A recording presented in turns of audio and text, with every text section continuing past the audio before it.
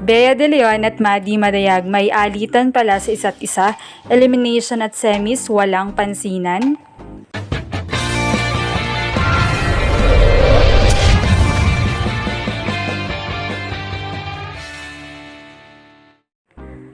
Ang isang player na lumipat ng isang team ay may nais patunayan at higit sa lahat ay gustong mag-grow sa panibagong system.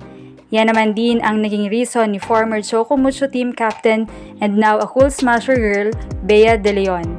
Matapos nga ang kanilang game noong elimination round kontra sa kanilang sister team na Choco Mucho, ay masaya si Bea dahil naipakita niya ang husay niya. Sinabi niyang she's at peace.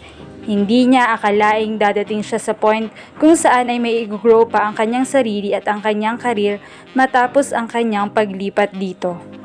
Subalit kahit pa naman lumipat siya ay nandoon pa rin ang pagmamahal sa teammates niya dati.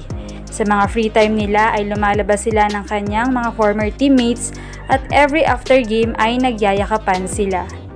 Subalit, kapansin-pansin na simula nang lumipas siya sa Creamline ay never nang nakitang magkasama si Bea at si Maddie na magkasama pa kahit after game noong elimination at ngayon ay semis ay hindi sila nakitang magkayakapan kahit na pinupuntahan ni Denden at Bea ang former teammates nila.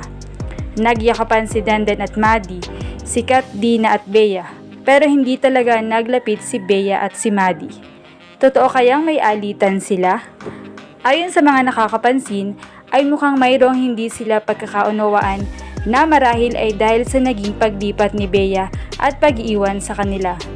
Dagdag pa ay syempre magkasama na sila noong Ateneo Days pa lamang hanggang sa noon ng Choco Mucho Days ay magkasamang lumaban, co-captains, magkasamang nabigo at nagtagumpay.